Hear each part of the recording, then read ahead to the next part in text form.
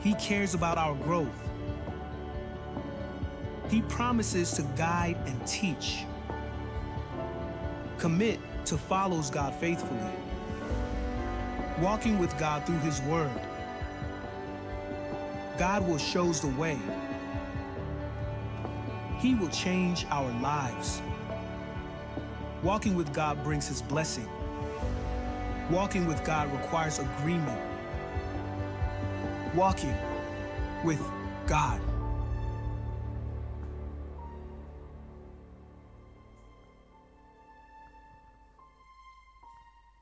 Shalom, shalom semua jemaat. Karena kita hari ini sedang merayakan kemerdekaan, aku mau ajak kita semua untuk bangkit berdiri sebentar. Kita sama-sama bangkit berdiri, kita sama-sama bilang merdeka 3 kali, oke? 1, 2, 3. Merdeka, merdeka, merdeka. Terima kasih. Silakan duduk kembali. Kita akan bersatu hati, kita mau berdoa. Terima kasih Tuhan buat kebaikan-Mu Tuhan. Kami sungguh bersyukur Tuhan atas Indonesia ini Tuhan. Kami mau bersatu hati Tuhan untuk Indonesia Tuhan. Kami mau naikkan pujian Tuhan, kami mau naikkan syukur kami ya Tuhan. Hanya kepadamu Tuhan. Haleluya, haleluya. Amin. Yes. Bersyukur Tuhan.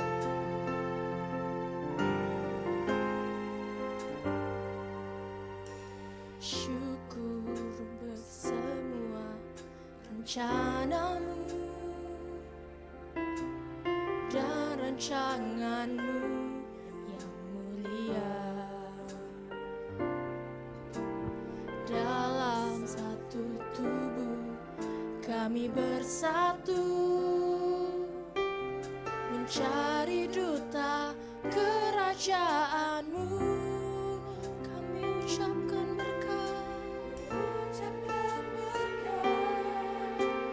atas Indonesia, biar kemuliaan Tuhan akan nyata bagi bangsa ini. Kami berdiri dan membawa doa kami kepadamu. Sesuatu yang besar pasti terjadi dan mengubahkan negeri kami.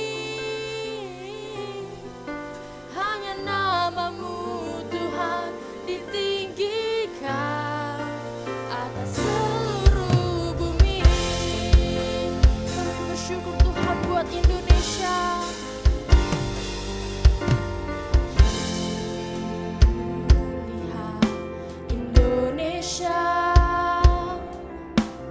Pulih dari segala problema, hidup dalam jalan kebenaran-Mu, pancarkan terang kemuliaan-Mu.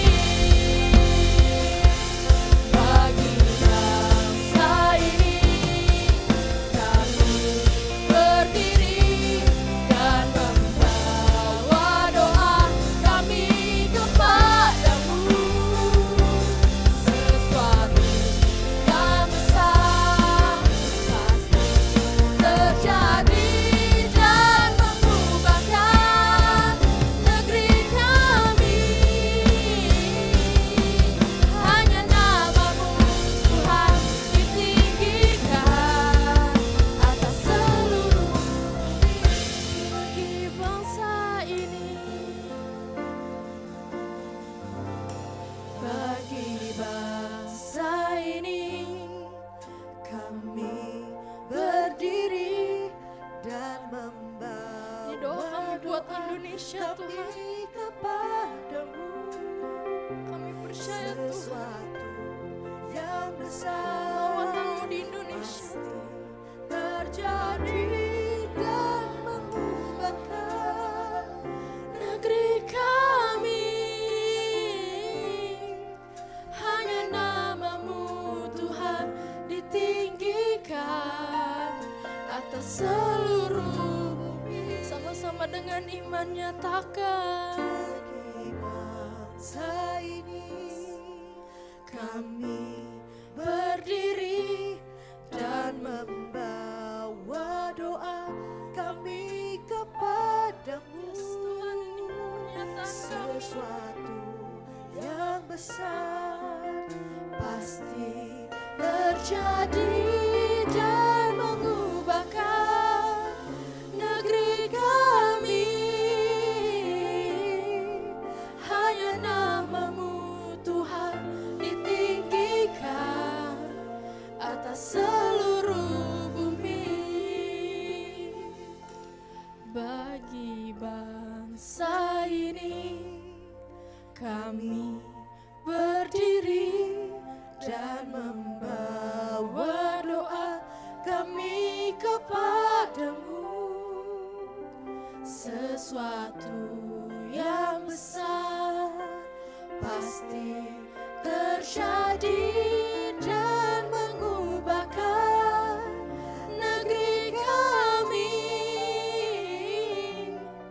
Hanya nama-Mu Tuhan ditinggikan atas seluruh bumi. Bagi bangsa ini bersyukur Tuhan.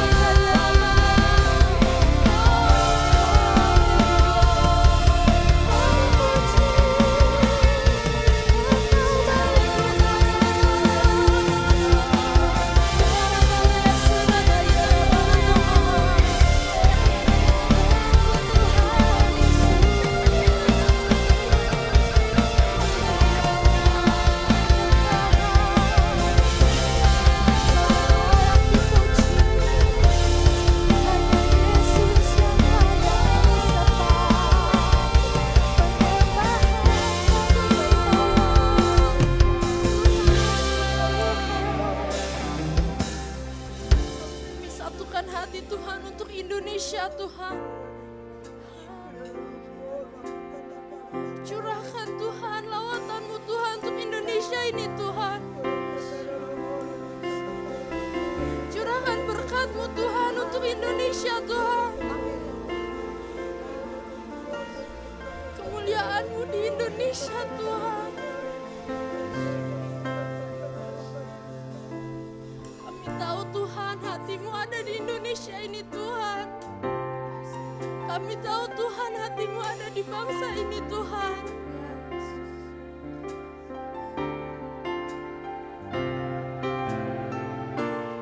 Kami tahu hati-Mu ada di bangsa kami, ada di bangsa ini. Kami tahu Tuhan, kami tahu hati-Mu ada di bangsa ini.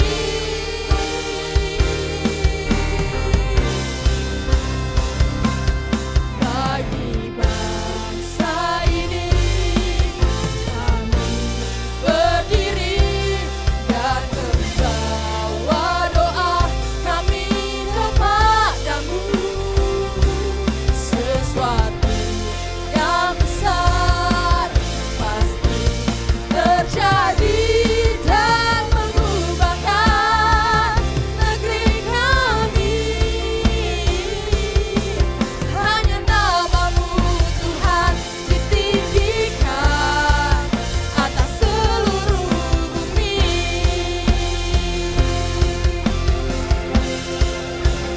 Hatiku rindu melihat kemuliaan-Mu.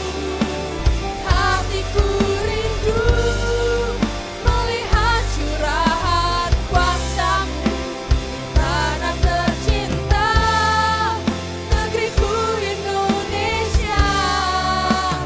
Ku berdoa Indonesia, penuh kemuliaan-Mu Indonesia, bagi kemuliaan-Mu.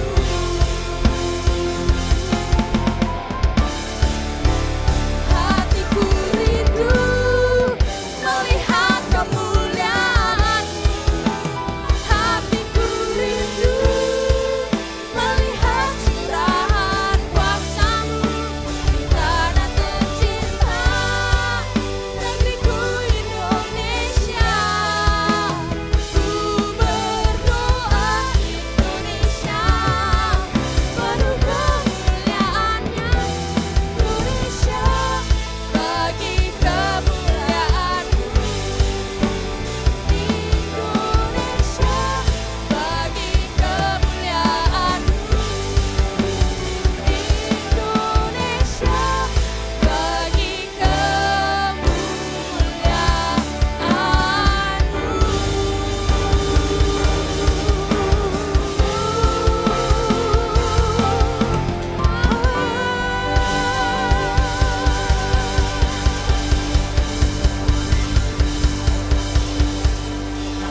Saya undang Bapak Ibu Jemaat untuk bantu berdiri. Kita mau muji Tuhan lebih lagi.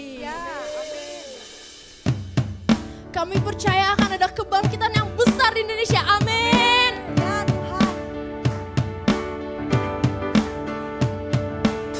Kan ada kebangkitan yang besar, kan ada pemulihan di negeri kami, kan ada kebangkitan yang besar yang berseru kepada Yesus diselamatkan.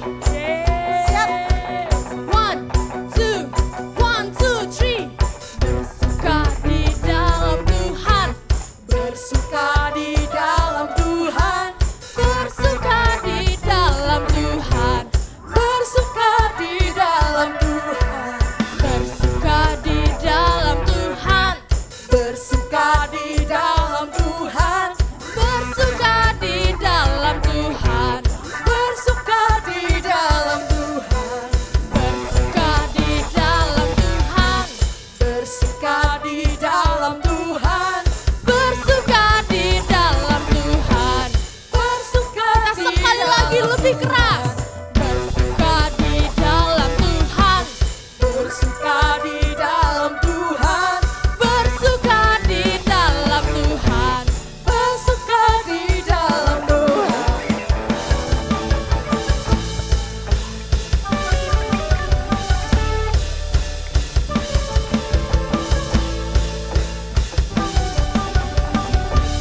Kita sama-sama bersuka.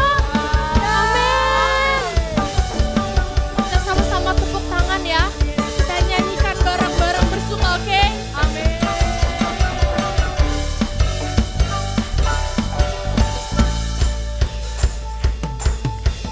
Bersuka, bersuka dalam Tuhan. Mari bersuka, bersuka cita, bersuka, yes, bersuka dalam Tuhan. Sekarang bersuka, bersuka citalah. Bersuka, bersuka dalam Tuhan. Mari bersuka, bersuka citalah. Bersuka, bersuka dalam Tuhan. Sekarang bersuka, bersuka citalah. Sekarang bersuka, besok bersuka. Sekarang bersuka, bersuka citalah.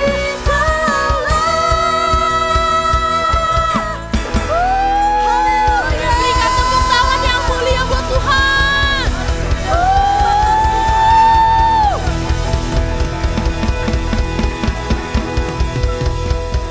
Saudara dipersilakan untuk duduk. Kita akan memberikan persembahan.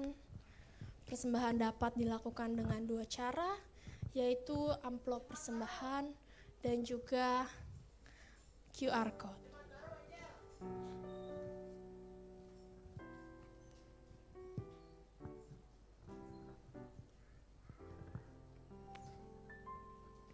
Sebelum kita melakukan persembahan, apakah ada jemaat yang baru pertama kali hadir di tempat ini? Boleh melambaikan tangannya.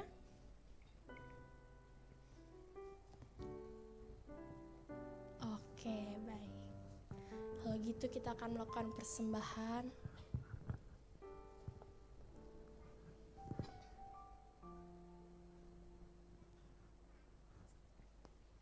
Jika sudah siap, saya undang Bapak Ibu untuk bangkit berdiri.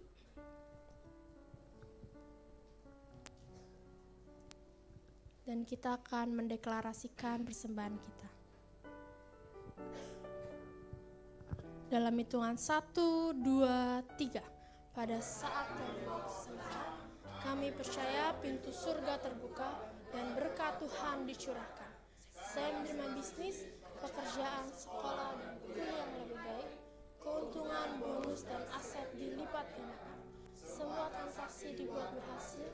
Customer lama dan baru Tuhan datangkan. Semua pembayaran dapat dilunasi. Memiliki rumah di bumi dan di sorga. Menerima hadiah, kejutan, dan penghargaan. Diberikan jodoh bagi yang belum punya pasangan. Keluarga harmonis dan tidak ada kemandulan. Semua musuh, penyakit, dan kerugian dihalau di dalam hidupku, keluargaku, pekerjaanku, dan bisnisku. Ini adalah waktu memberi persembahan. Dalam nama Yesus, haleluya, amin.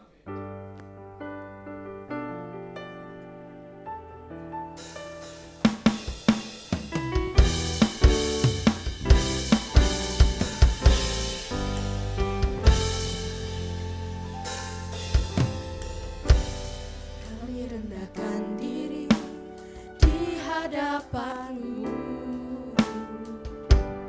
membawa hancur hati saat berseru, agar kami saling melengkapi tubuh-Mu, seperti Kau dan Yesus adalah satu. Kami rendahkan diri di hadapan-Mu,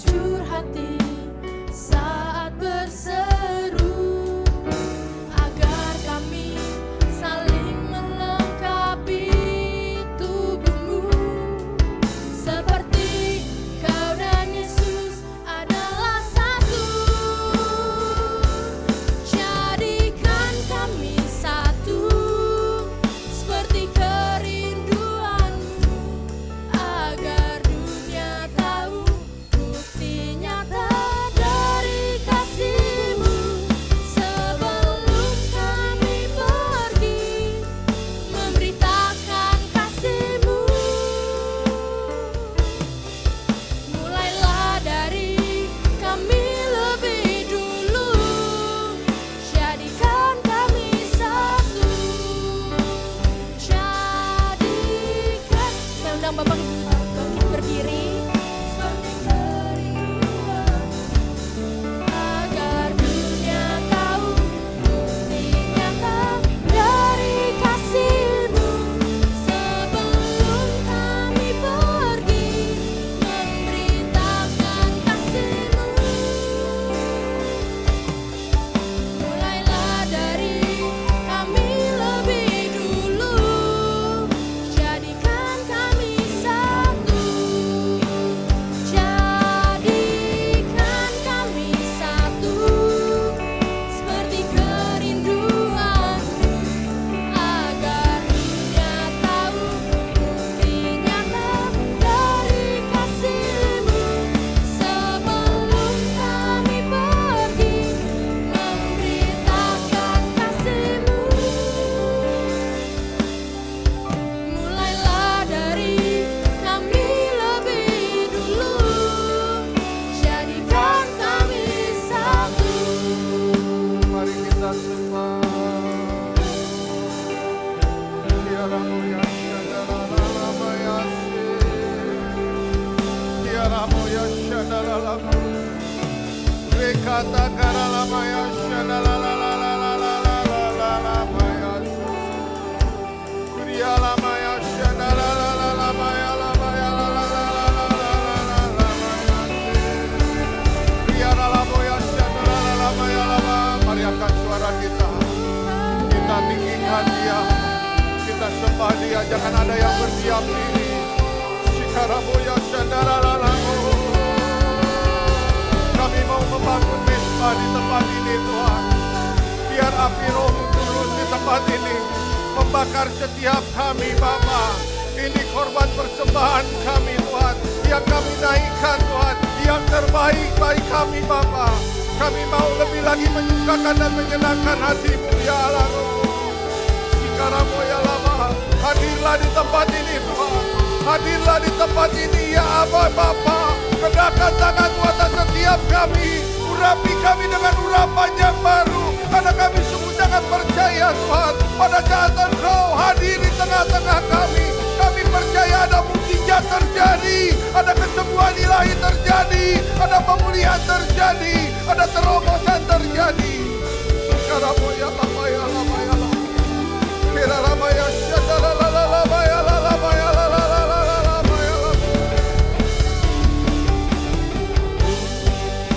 Masih punya Tuhan, punya pengharapan.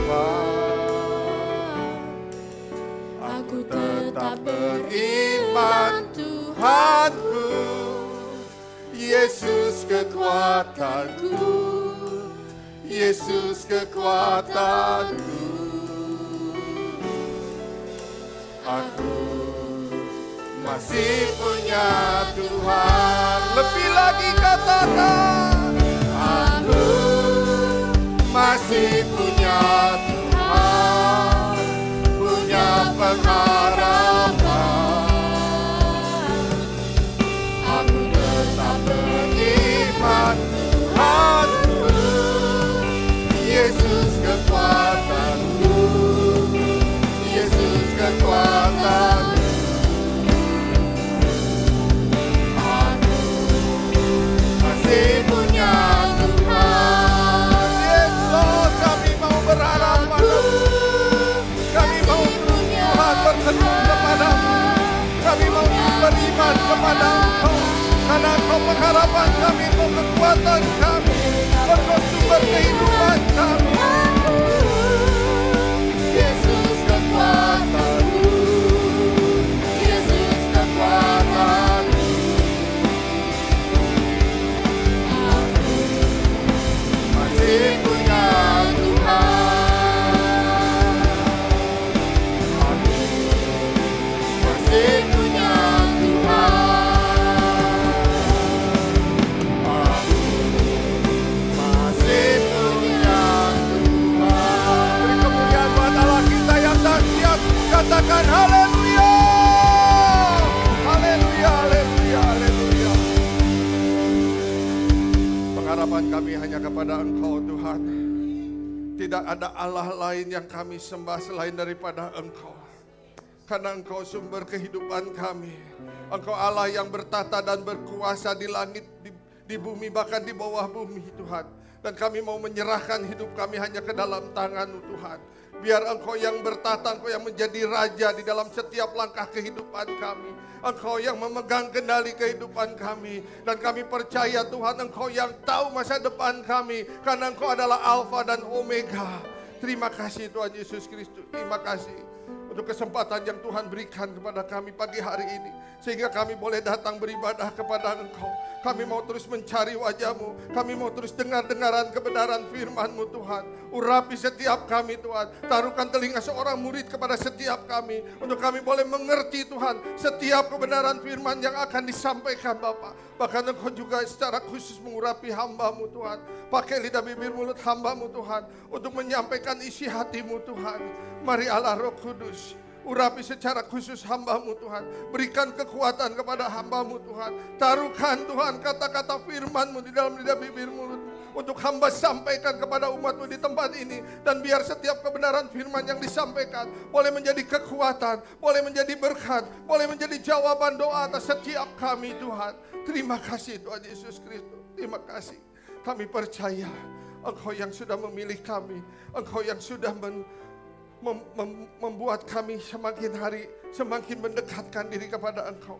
Dan kami tahu Tuhan, pada saat Engkau memilih kami tidak ada yang satu kebetulan Tuhan. Kami datang di tempat ini, umat-Mu datang di tempat ini Tuhan. Kami percaya ada rencana yang baru yang akan Tuhan berikan kepada setiap kami. Untuk kami kerjakan, untuk kami lakukan Bapa. Sehingga kami boleh lebih lagi mengerti Tuhan setiap destiny yang Tuhan taruhkan kepada kami Bapa.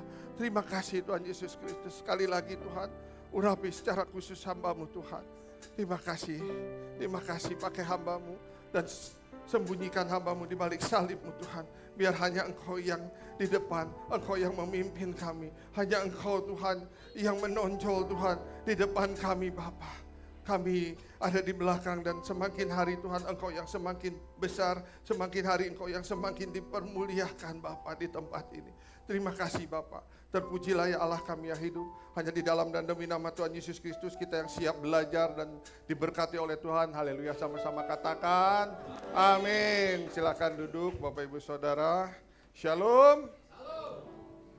Saya akan melanjutkan khotbah yang belum selesai minggu kemarin ya.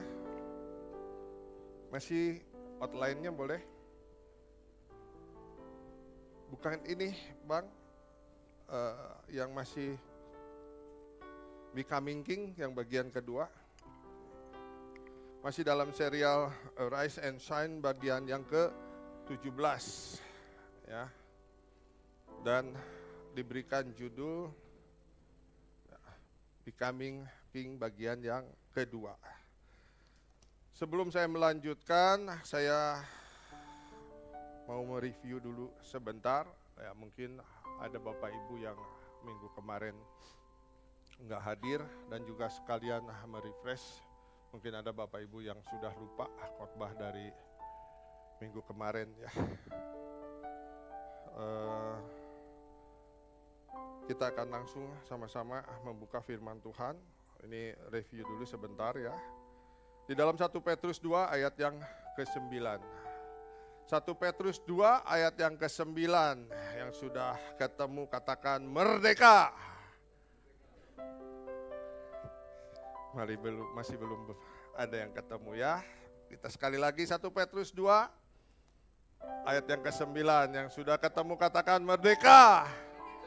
Oke, kita akan baca sama-sama. 2, 3. Tetapi kamulah bangsa yang terpilih, imamat yang rajani, bangsa yang kudus, umat kepunyaan Allah sendiri, supaya kamu memberitakan perbuatan-perbuatan yang besar dari Dia yang telah memanggil kamu keluar dari kegelapan kepada terangnya yang ajaib. Jadi 1 Petrus 2 ayat 9 mengatakan bahwa kamulah bangsa yang terpilih, imamat yang rajani. Sekali lagi tadi saya sudah katakan bahwa saudara dan saya ada di tempat ini bukan satu kebetulan. Tetapi memang Tuhan yang sudah memilih. Saudara hadir di ibadah ini bukan suatu kebetulan. Memang saudara ditentukan oleh Tuhan untuk mendengarkan kebenaran firman Tuhan. Ya. Jadi ya, bahwa firman Tuhan katakan di dalam 1 Petrus 2 ayat 9, tetapi kamulah bangsa yang terpilih, imamat yang rajani. Jadi kita ini adalah sebagai imam, tetapi kita juga adalah sebagai raja ya. Siapa yang mengatakan bahwa kita adalah raja? Ya firman Tuhan tadi sendiri yang sudah kita baca. Kita adalah bangsa yang dipilih, imamat yang rajani gitu ya. Nah, sekarang pertanyaannya, apa sih fungsi daripada imam? Ya. Pertanyaan selanjutnya, siapakah imam itu? Boleh yang tahu, boleh angkat tangan, siapakah imam? Bapak-bapak, para suami itu adalah imam. Ya. Dan bapak-bapak, para suami juga harus tahu fungsinya imam itu apa. Ini saya cuma mengulang aja yang kemarin ya. Jadi mungkin ada yang sudah lupa lagi fungsi daripada imam. Fungsi daripada imam yaitu menjadi pensyafaat. Sebagai perantara antara Tuhan dengan umatnya. Sebagai imam kita berfungsi harus berdoa buat umatnya. Jadi kalau bapak-bapak, para suami sebagai imam di dalam keluarga, umatnya siapa? Pasti istri dan anak-anak. Dan kita sebagai bapak, sebagai suami kita harus mau berdoa buat istri dan anak-anaknya. Kita harus mau menjadi pensyafaat antara Tuhan dan umatnya. Nah kalau di gereja, siapa umatnya? Ya Bapak, Ibu, Saudara, dan saya. Jemaat gereja yang ada di tempat ini. Amin. Dan yang menjadi pemimpin di sini pasti juga berdoa untuk umatnya yang ada di tempat ini. Ya. Di dalam doa fajar, di dalam menara doa, di dalam doa pir, selalu kita berdoa untuk jemaat yang ada di WTC Cilegon ini. Karena kita berfungsi sebagai imam, para pemimpin yang ada di tempat ini. Nah sekarang, kalau kita sudah mengerti bahwa kita ini berfungsi sebagai imam dan kita juga sebagai raja, ya, artinya kita harus berdoa, harus bersyafaat. Bukan cuman untuk diri pribadi saja, tetapi kita berdoa untuk keluarga, berdoa juga untuk gereja, berdoa juga untuk kota, berdoa juga untuk lingkungan di mana kita ada, bahkan untuk bangsa kita harus berdoa. Ya, saya akan lanjutkan pengajaran ini terus ya. Nah, di sini ada quote dari John Henry mengatakan pertumbuhan adalah satu-satunya bukti daripada kehidupan. Jadi kalau kita mengerti, ya, kalau kita hidup, artinya kita harus bertumbuh. Ya.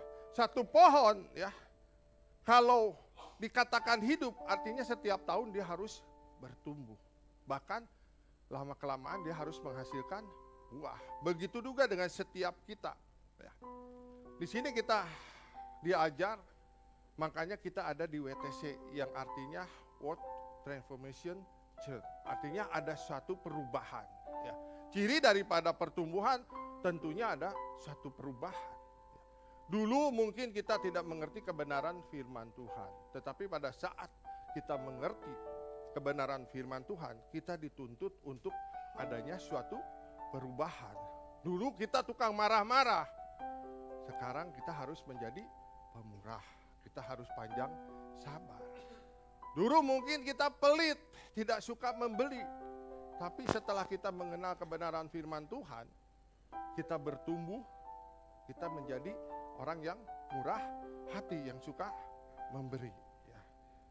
Jadi sekali lagi ciri daripada pertumbuhan itu harus adanya transformasi.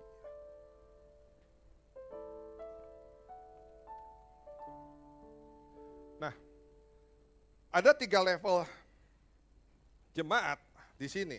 Yang pertama, ya, yaitu fase anak, yang dalam bahasa aslinya nepios. Apa sih cirinya fase anak itu? Fase anak itu harus mengalami kelahiran baru atau lahir dari air dan roh. Artinya ya, kelahiran baru itu harus mengalami satu pertobatan dan dengan sadar, sesadar-sadarnya kita harus mau lahir dari air, yang yaitu kita harus mengalami baptisan kudus ya. Mau dibaptis ya. Di sini ada yang belum dibaptis, yang sudah akil balik, yang sudah 12 tahun ke atas. Segera dibaptis ya, kakak ya. Kenapa? Pak Marda kemarin sudah mengatakan ya, jangan bilang nanti aja pada saat mau nikah baru dibaptis. Ya. Karena kalau mau nikah kan pasti diminta surat baptisannya mana. Jangan ya, selagi ada kesempatan ya, saat ini kalau kita bisa dibaptis, secepatnya dibaptis. Karena apa? Karena dibaptis itu merupakan satu meterei. Artinya apa? Artinya kita dimeteraikan bahwa kita kalau sudah dibaptis itu adalah menjadi milik Kristus seutuhnya. Jadi si jahat atau si iblis tidak bisa mengklaim lagi bahwa kita miliknya dia. Secepatnya Kak Oni ya, untuk dibaptis daftarkan ya segera ya. Ya, saya Kak Emil siap kapan aja kalau sudah mau dibaptis ya. Dan satu anugerah ya, saya mau katakan bahwa WTC Cilegon ini punya kolam baptis secara pribadi yang diperuntukkan untuk benar-benar jemaat WTC Cilegon ini.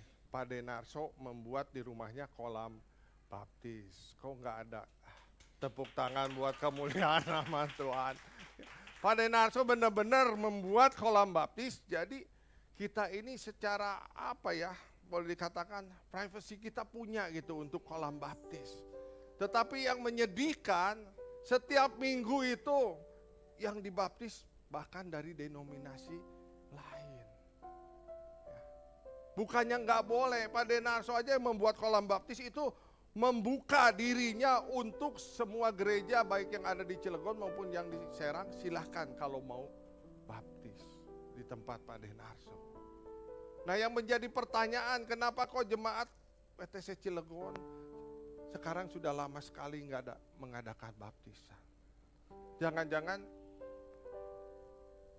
tidak ada pertumbuhan di dalam gereja ini. Ya jadi mari kita sama-sama, kalau anaknya yang sudah 12 tahun segeralah untuk masuk dalam baptisan kudus. Tidak ada ruginya. Ya. Dengan dibaptis artinya kita sudah benar-benar mengklaim bahwa kita ini adalah milik Allah, milik kepunyaannya Allah. Ya. Jangan ragu-ragu lagi, jangan mikir 2 kali lagi, jangan ditunda-tunda lagi. Ya. Selagi ada kesempatan untuk dibaptis, segeralah masuk dalam baptisan kudus. Dan ini memang ciri dari fase anak, kita harus mau lahir baru ya, atau lahir dari air dan roh. Setelah dibaptis ya kita masuklah dalam pengajaran-pengajaran. Dan setelah kita mengerti, maka kita mintalah untuk dibaptis juga di dalam roh, yaitu dibaptis oleh Roh Kudus. Sekarang Crystal McDonald mengatakan, kalau saya bisa sharing kelemahan atau yang saya tidak tahu, itu akan membuat kerohanian saya bisa bertumbuh. Kalau kita yang sudah belajar pria sejati, ya, di sini dikatakan secara bahasa yang lebih sederhananya lagi, keterbukaan adalah awal daripada pemulihan. Jadi kalau kita bisa men-sharingkan kelemahan, itu bukan berarti kita membukakan aib kita, bukan. Tetapi kita mau menunjukkan kepada si iblis bahwa dulu kita boleh diintimidasi oleh dosa. Tetapi sekarang saya tidak bisa lagi diintimidasi oleh dosa. Karena dengan keterbukaan kita, dengan sharing kita, kelemahan kita, kita mau bertumbuh di dalam kerohanian kita. Amin. Jadi bukan berarti kita dengan membuka atau men-sharingkan kelemahan kita lalu kita mempermalukan diri sendiri. Enggak. Kita tahu di sini yang ada dikatakan dikatakan blind spot, artinya kita sesuatu yang kita tidak tahu tadinya. Sekarang kita tahu, kita sharingkan. Ya. Dulu kita seperti ini. sekarang saya sudah ada pertumbuhan, mengalami suatu transformasi di dalam kehidupan kita. Jadi marilah kita juga terbuka supaya ada pemulihan di dalam kehidupan kita.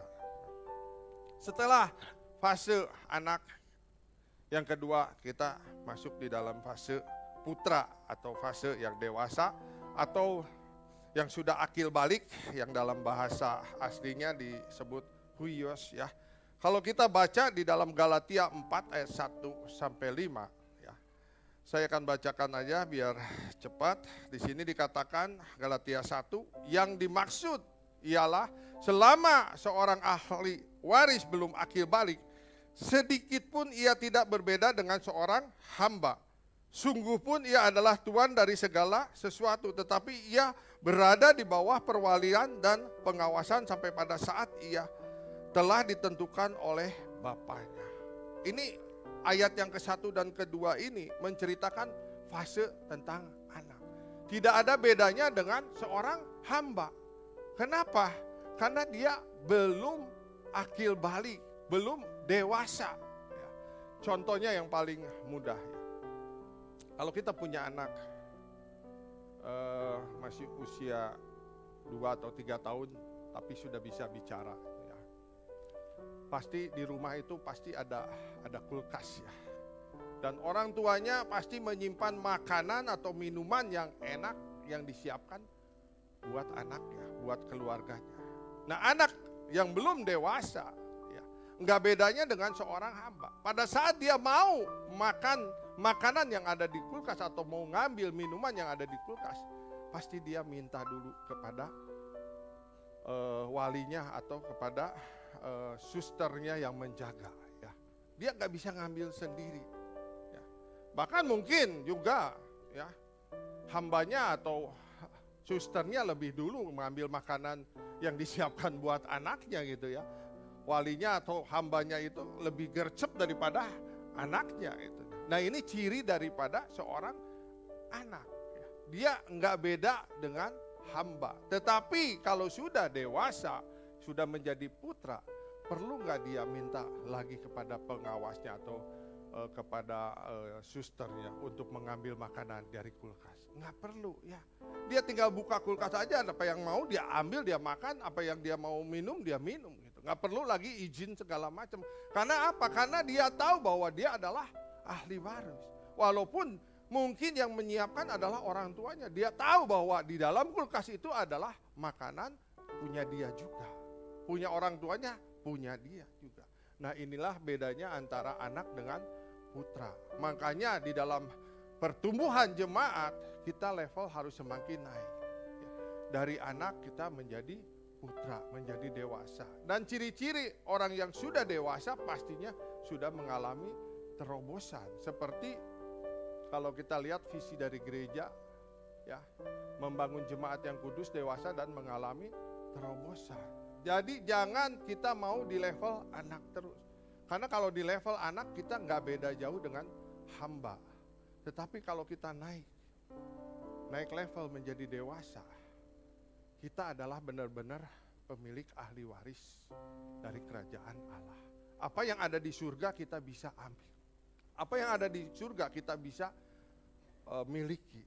Ya, ini level daripada putra. Ya, mengalami terobosan. Nah, terobosan dalam hal apa saja yang sudah dialami? Ada 3 terobosan. Yang pertama, tentunya terobosan pribadi. Kalau Bapak Ibu Saudara mau naik level, harus mengalami terobosan pribadi. Bagaimana caranya supaya kita mengalami terobosan pribadi? Ya, masuklah dalam TC01.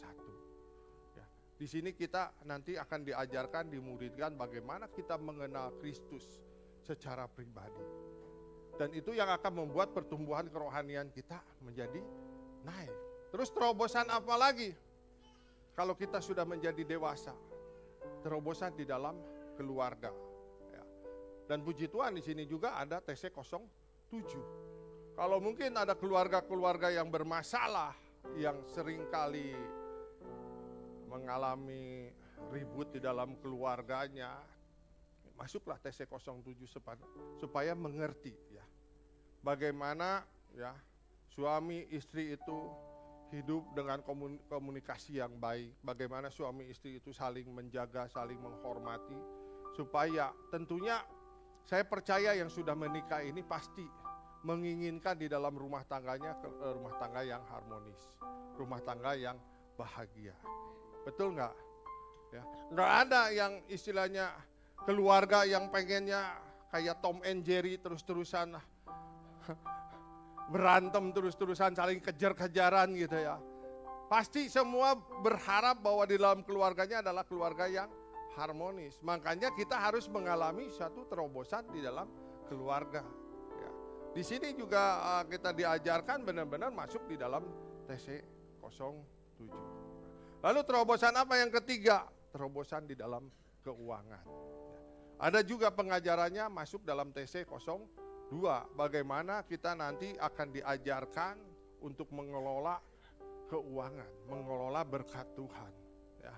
Mana yang harus dikembalikan, mana yang untuk dipakai untuk dalam biaya operasional itu harus kita mengerti dan mengalami terobosan supaya kita semakin dewasa di dalam kerohanian kita. Nah, fase yang ketiga ini adalah fase untuk menjadi raja. Tahapan ini di mana seseorang sudah menemukan callingnya dan memiliki domain atau area untuk melayani. Ya. Fase ini, ya setelah kita dewasa, kita harus mengerti juga bahwa kita tadi dipilih untuk menjadi imam dan menjadi raja. Di mana kita harus menemukan panggilan kita ya, dan memiliki wilayah atau area untuk melayani. Nah, pertanyaan saya, kalau ketua Kersel itu sudah masuk dalam fase raja atau belum? Ciri-cirinya bahwa ketua Kersel sudah masuk di dalam fase raja bahwa dia mempunyai wilayah. Dia mempunyai orang-orang yang dipimpinnya. Ya.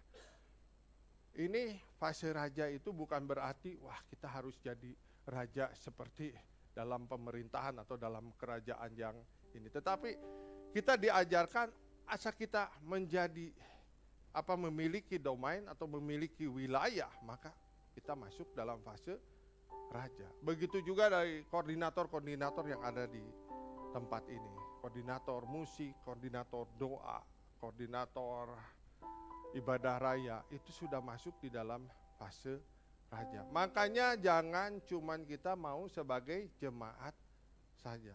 Kita harus bertumbuh ya. Dari jemaat naik kita mau melayani, dari melayani nanti dipercayakan lagi menjadi ketua atau koordinator apa. Ya.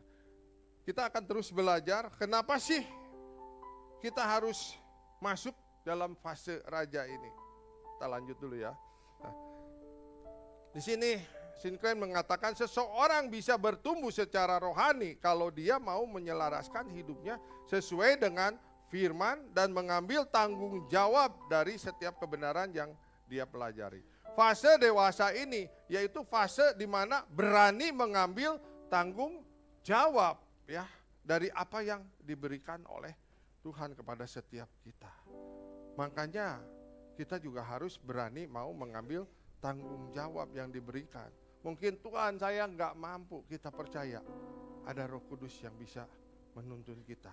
Ada Roh Kudus yang bisa mengajar kita supaya kita bisa bagaimana kita memimpin.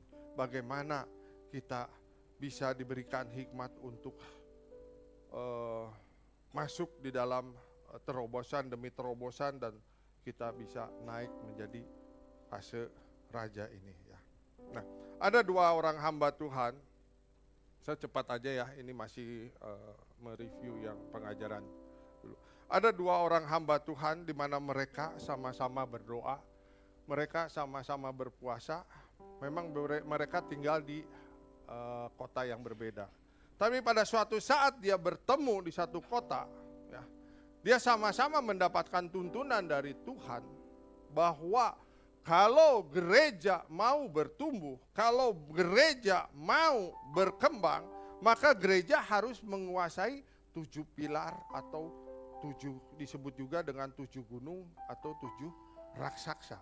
Nah, sekarang pilar-pilar apa aja yang harus diduduki atau dilayani oleh gereja ya, supaya gereja ini semakin bertumbuh, semakin besar, semakin kuat, semakin dipakai oleh Tuhan ya. Di sini ada pilar spiritual and sosial, ada pilar family, pilar bisnis, pilar education, ada pilar government and politik, and ada pilar juga art and entertainment, ada pilar media. Nah, kalau kita sebagai gereja ya, yang tidak memiliki kerinduan untuk melayani atau menguasai di area 7 pilar ini, maka gereja tidak akan bertumbuh. Ya. Kita tentunya melihat bahwa pilar-pilar ini bukanlah pilar-pilar yang mudah untuk dikuasai. Makanya disebut 7 pilar raksasa, pilar gunung. Karena memang susah untuk dikuasai. Dan banyak gereja yang tidak mau ikut melayani di dalam pilar-pilar ini. Gereja berpikir bahwa buat apa susah untuk masuk di dalam ke-7 pilar ini. Gereja hanya mengajarkan bagaimana kerohanian daripada jemaatnya bertumbuh. Itu cuman pemikiran gereja yang tidak mau melayani. Sekarang pertanyaan saya ya, kenapa sih gereja harus susah-susah masuk di dalam pilar bisnis? Masa sih gereja harus berbisnis? Sekarang pertanyaan saya, bisnis itu banyaknya kotor ya. Bisnis itu banyaknya ya tipu-tipu dikit, cincailah gitu ya. Yang penting dapat cuan gitu kan. Seperti begitu. Dan kalau kita gak usah jauh-jauh lah. Kita kalau pergi ke Anyer aja. Di pinggir jalan itu banyak yang jualan udang. Betul gak Bapak Ibu Saudara? Banyak yang jualan udang ya. Kalau kita beli udang di pinggir jalan situ, Bang beli 2 kilo, coba setelah di rumah ditimbang, betul nggak ada 2 kilo? Nah kalau orang dunia yang menguasai bisnis, ya seperti itu. Harusnya 2 kilo ditimbang di rumah, paling cuma ada 1 kilo 8 on, atau juga mungkin kurang. Ya. Karena banyak tipu-tipunya, bisnisnya kotor. Ya. Dan saya juga punya pengalaman pada saat saya membeli barang di online, di gambarnya seperti begini, contohnya seperti begini, pada saat datang kok beda jauh gitu kan. Kualitasnya beda jauh, bahkan warnanya aja udah beda jauh gitu dengan apa yang kita pesan. Nah itulah kalau dunia, orang-orang dunia yang menguasai bisnis seperti ini.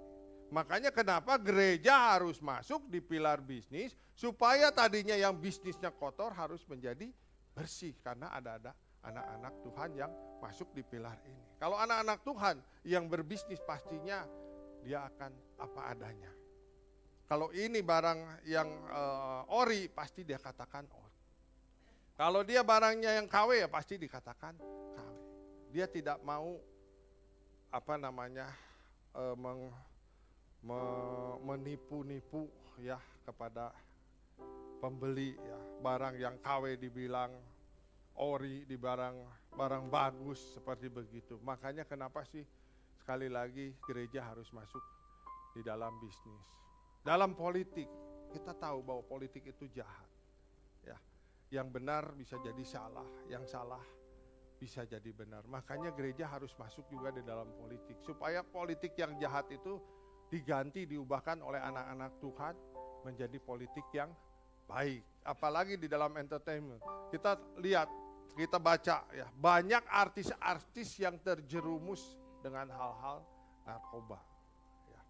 Tapi kalau artis-artisnya anak-anak Tuhan, pasti ya, bahwa entertainment ini akan dibawa ke hal-hal yang baik. Media ini sekarang ini sangat boleh dikatakan jahat sekali ya. Bisa membuat orang dalam sekejap diviralkan menjadi naik.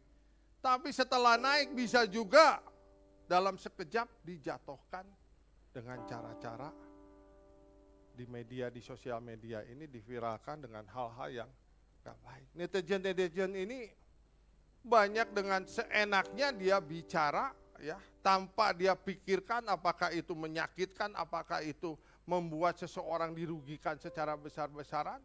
Dia gak pikir, yang penting dia menyebarkan ya isu-isu dan banyak yang menontonnya. Nah, kalau media ini dikuasai oleh anak-anak Tuhan, pasti media yang kotor, yang jahat ini akan menjadi. Makanya kenapa ketujuh pilar itu harus dikuasai oleh gereja, harus dilayani oleh gereja, supaya semuanya yang gak baik menjadi baik. Bahkan di dalam ministry dan puji Tuhannya WTC Families ini ya mau mengerjakan apa yang menjadi tujuh pilar ini. Ya. Puji Tuhan loh. Ada HOB di mana Bapak Gembala kita memang sudah diminta oleh Tuhan untuk bisa memberkati kota. Ya.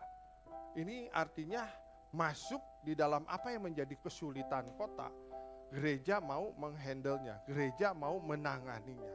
Supaya yang tadinya kotor, kota-kota ini gak baik, bisa menjadi baik. Ya.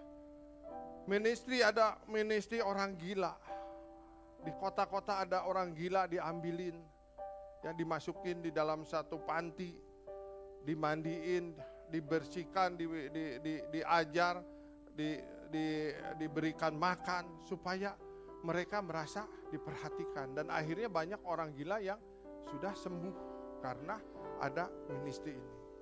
Nah, inilah pentingnya kenapa gereja harus masuk di dalam pilar-pilar ini. Ya kalau dipikir-pikir gitu, mau ngapain sih? Gereja ini kok susah-susah masuk di dalam pilar-pilar yang ada.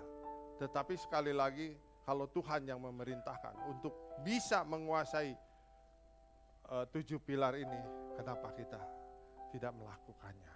Ya. Dan ini dikerjakan WTC bukan berarti langsung besar ya.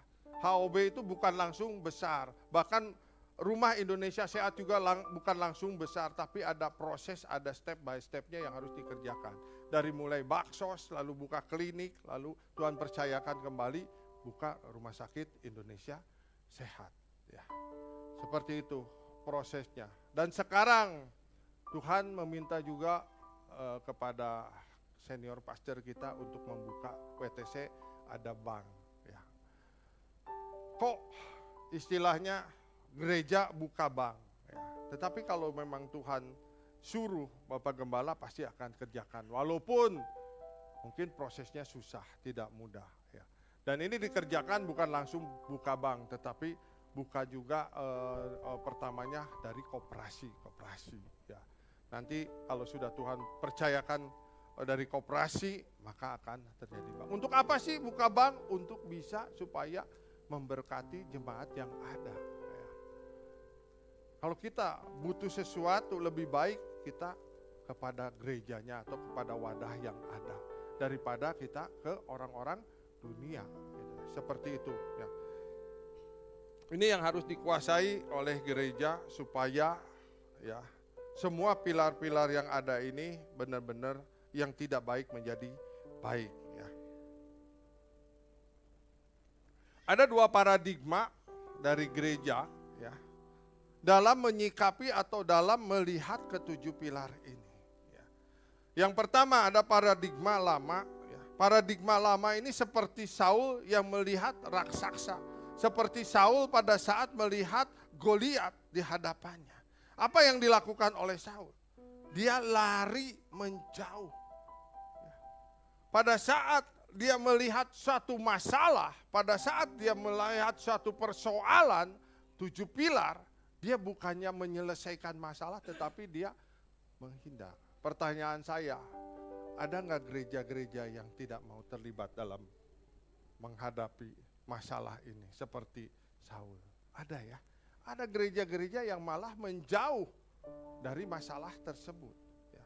Bukannya menyelesaikan masalah, padahal Tuhan memerintahkan untuk setiap gerejanya menyelesaikan setiap masalah yang ada di kota, bahkan yang ada di bangsa, gitu. Di mana gereja itu ada.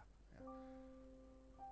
Si Goliat ini bahkan sudah berhari-hari dia menantang prajurit bangsa Israel untuk supaya maju datang menghadapi dia, bertempur dengan dia. Dan dia mengatakan kalau dia kalah maka bangsanya akan tunduk kepada bangsa Israel. Tapi sebaliknya, kalau bangsa Israel kalah maka dia harus tunduk kepada si Goliat ini, bertunduk kepada bangsa Filistin ini. Ya. Nah, ini adalah paradigma lama, paradigma seperti yang Saul. Yang dikatakan di sini kalau kita baca ya di dalam 1 Samuel 17 ayat 24, ini benar-benar Saul ini benar-benar tidak mau menghadapi masalah. Ferguson mengatakan kita tidak dapat menggapai satu destiny kita jika kita berputar di area yang salah. Ada destiny yang Tuhan taruhkan kepada gerejanya. Kalau tidak mau dihadapi, maka gereja ini tidak akan bisa menggapai. Gereja ini tidak akan bisa mencapai apa yang menjadi tujuan Tuhan di dalam gerejanya. Nah, sekarang paradigma yang kedua adalah paradigma yang baru. Paradigma yang baru ini seperti Daud. Pada saat menghadapi masalah, pada saat menghadapi persoalan, Daud bukan lari menjauh, tetapi Daud lari mendekat. Ya. Kalau kita baca di dalam 1 Samuel 17 ayat yang ke-48, ya, gereja dengan paradigma yang baru, ya, adalah gereja yang benar-benar mau bertanggung jawab, memikul tanggung jawab supaya setiap pergumulan masalah ini bisa dihadapi. Ya. Ini adalah ciri dari gereja paradigma baru seperti Daud, mau melawan atau mau menghadapi masalah yang dihadapi. Rick Warren mengatakan tidak ada pertumbuhan tanpa perubahan, tidak ada perubahan tanpa rasa takut atau kehilangan, dan tidak ada kehilangan tanpa rasa sakit. Jadi ada satu proses, kalau kita mau mengalami suatu transformasi, pasti harusnya ada satu proses yang harus dilalui. Ya. Ada rasa tidak nyaman, ada rasa sakit, ada ketakutan, ya, mungkin juga ada rasa kehilangan. Dan ini adalah harga yang harus dibayar oleh setiap kita untuk supaya kita bisa mengalami suatu pertumbuhan. Ya. Nah, kita sekarang masuk. Kenapa sih kita harus menjadi raja? Ya. Yang pertama, kenapa kita harus menjadi raja? Ya. Karena siapa yang sudah menjadi raja di fase pertama ini, di saat ini, mungkin kita sudah melayani, kita sudah diberikan kepercayaan untuk memiliki wilayah atau area untuk dikerjakan atau untuk dilayani, maka pada fase yang berikutnya, di mana di dalam kerajaan 1000 tahun, Tuhan akan menetapkan kita menjadi raja. Kita akan sama-sama memerintah bersama-sama dengan Tuhan. Kalau di fase ini kita hanya sebagai jemaat, hanya sebagai cuman istilahnya anggota, maka di fase kedua, di fase masa 1000 tahun ya tetap kita sebagai jemaat atau cuman sebagai anggota saja. Ya. Sekali lagi kenapa kita harus menjadi raja, supaya di fase-fase berikutnya tetap kita memegang pemerintahan, diberikan wilayah oleh Tuhan untuk bersama-sama memimpin, untuk bersama-sama mengerjakan ya perintah-perintah Tuhan. Dan berikutnya juga di fase yang ketiga di dalam kerajaan Bapa, ya, selama-lamanya kita menjadi orang-orang yang memerintah. Yang kedua, kenapa kita harus menjadi raja? Supaya kita memiliki influence dan kita bisa berdampak yang semakin besar. Ya, sekali lagi kembali kepada visi gereja di tempat ini. Ya. Kita harus bisa mempengaruhi kota. Kita harus bisa berdampak atas kota. Pak, saya belum bisa berdampak atas kota. Ya minimal kita sebagai imam kita bisa berdampak dulu di dalam keluarga. Ya. Kita berdampak atas istri dan anak-anak kita. Kalau Tuhan percayakan, kita juga bisa berdampak di lingkungan di mana kita tinggal. Ya. Dan puji Tuhan, sekali lagi gereja di tempat ini walaupun masih kecil, pada saat awal-awal pertama kita juga sudah bekerja sama dengan pihak Grand Krakatau di sini. Kita mengadakan bakti sosial yang disebut juga dengan pesta rakyat, di mana dulu kita mengadakan pengobatan gratis, sunatan massal, ya, ada jual basar barang-barang yang dengan sangat murah yang bisa memberkati lingkungan di tempat ini. Bahkan setiap tahun juga kita mengadakan baksos, ya, bukan cuma satu kelurahan loh, dari beberapa lurah di wilayah ini sudah merasakan kasihnya dari setiap kita yang ada di wadah ini. Kita bersama-sama bekerja dengan Kojoni, bekerja sama dengan Kojoni di tempat ini setiap tahun untuk bisa memberkati lingkungan di tempat ini. Ya. Dan puji Tuhan kita melakukan apa yang menjadi kehendak Tuhan, supaya kita bisa berdampak, supaya kita bisa mempengaruhi kota. Ya mungkin saat ini belum kelihatan, tapi kita percaya. Semakin Tuhan percayakan, maka dampaknya itu akan semakin besar, semakin Tuhan tambah-tambahkan. Amin. Ya. Tidak ada sesuatu yang langsung menjadi besar. Pasti melalui satu proses dari mulai step by step yang Tuhan percayakan. Dari perkara-perkara yang kecil Tuhan percayakan, maka Tuhan akan tambah-tambahkan.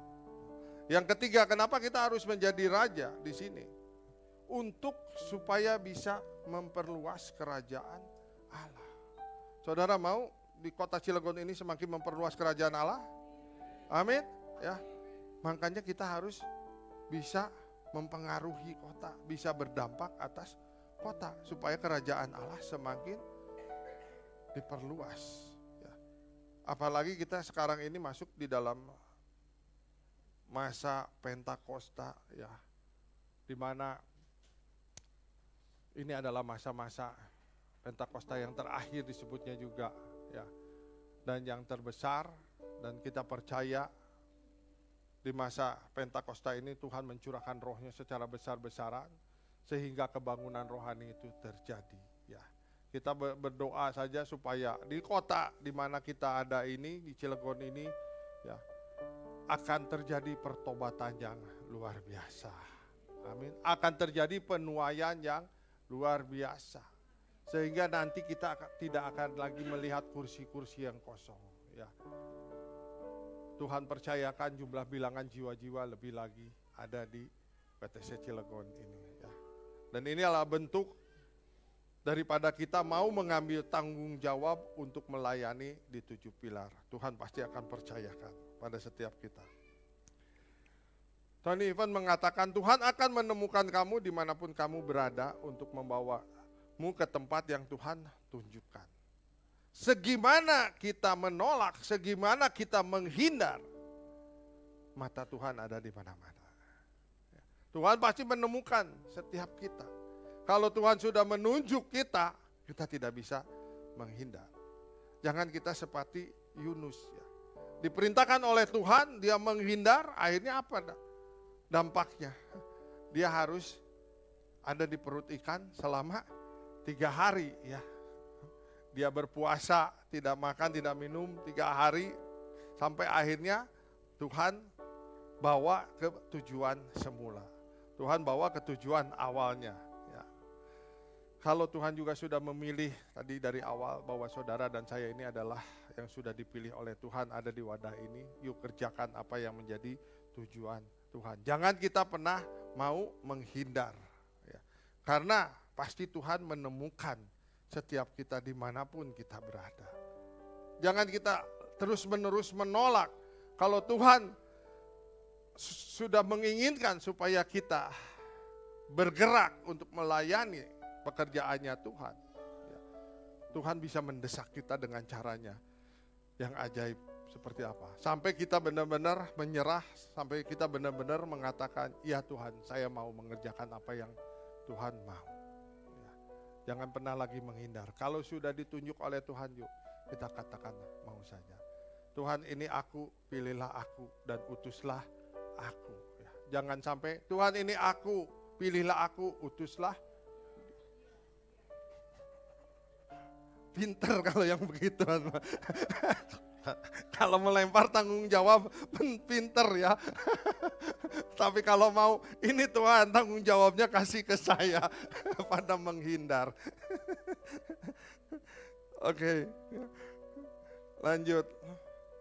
Tolstoy mengatakan, satu-satunya arti penting dalam kehidupan kita adalah secara konsisten membantu membangun kerajaan Allah.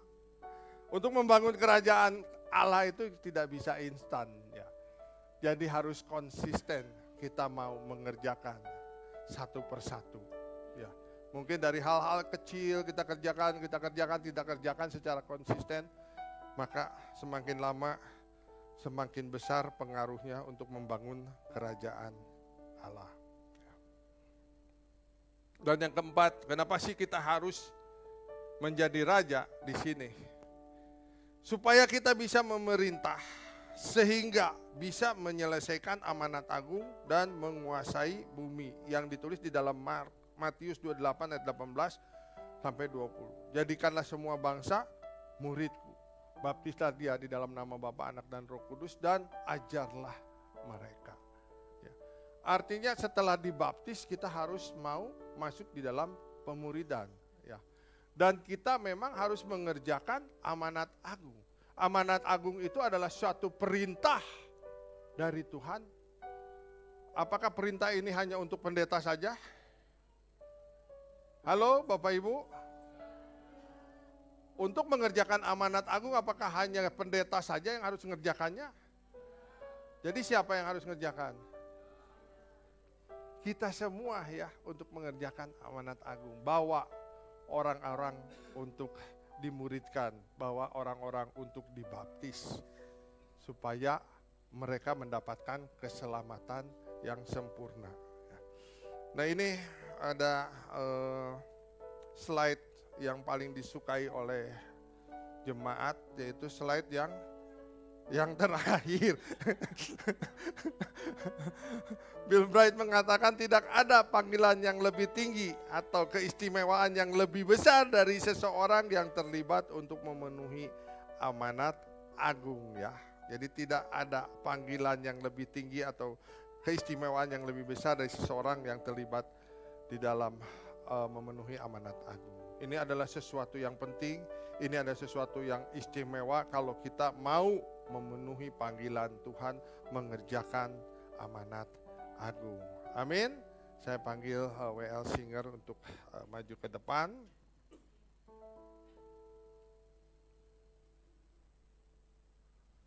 Sekali Yesus.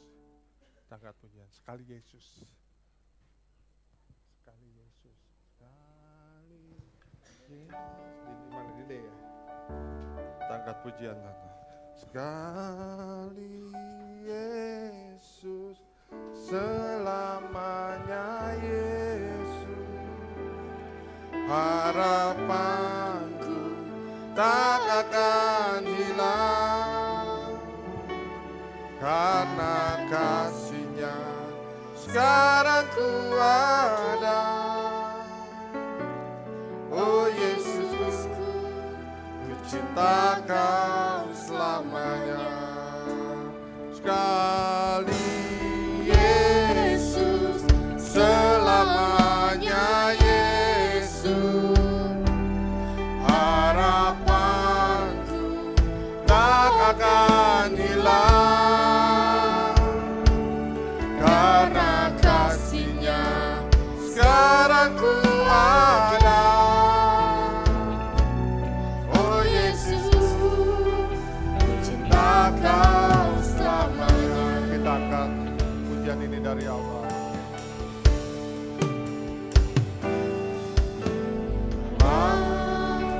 Segala keadaan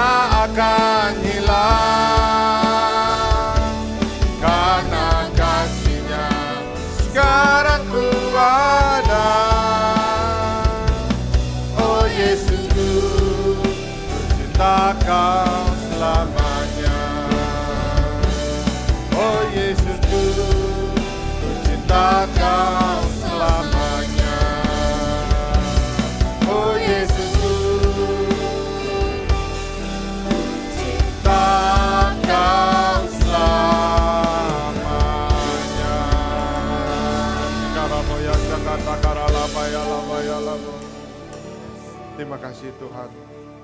Terima kasih hamba-Mu sudah selesai menyampaikan isi hati-Mu. Biar Engkau sendiri Allah Roh Kudus yang menyempurnakan pengajaran ini Tuhan melalui setiap anak-anak-Mu yang ada di tempat ini Bapa. Terima kasih Tuhan Yesus Kristus. Terima kasih untuk kasih-Mu, untuk kebaikan-Mu.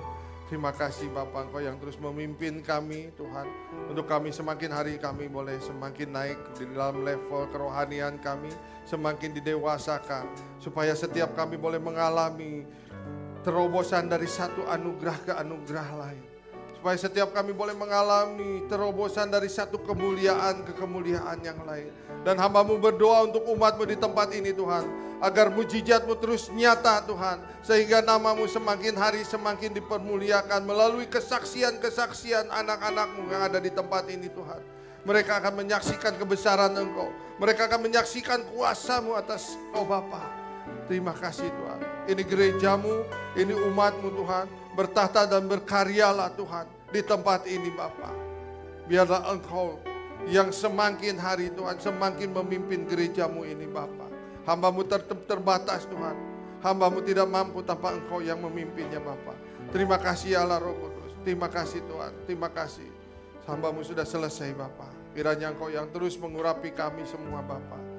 Dan Tuhan kami berdoa untuk setiap anak-anak-Mu Tuhan. Mereka akan kembali Tuhan. Mereka akan beraktivitas. Biar pimpinan penyertaan perlindungan secara ilahi terus ada pada mereka. Tuhan berikan senantiasa damai sejahtera dan sukacita kepada mereka semua. Lindungi Tuhan mereka di perjalanan. Tibakan mereka tanpa kekurangan suatu apapun juga. Sehingga sukacita-Mu semakin hari semakin penuh, semakin sempurna Tuhan. Terima kasih Tuhan Yesus Kristus, terima kasih. Sebentar kami akan kembali dari tempat ini. Biarlah berkat-Mu menyertai kami dan kami siap menerima berkat yang daripada-Mu. Mari arahkan hati, angkat kedua tangan kita. Terimalah berkat yang terbaik dari Allah Bapa di surga. Kasih yang sempurna dari Tuhan Yesus Kristus. Persekutuan yang indah dan manis bersama Allah Roh Kudus dari mulai sekarang sampai kedatangan Tuhan yang kedua kalinya. Bahkan sampai selama-lamanya. Di dalam dan demi nama Tuhan Yesus Kristus kita yang diberkati oleh Tuhan. Haleluya, sama-sama katakan amin. Selamat siang, selamat hari Minggu. Tuhan Yesus memberkati.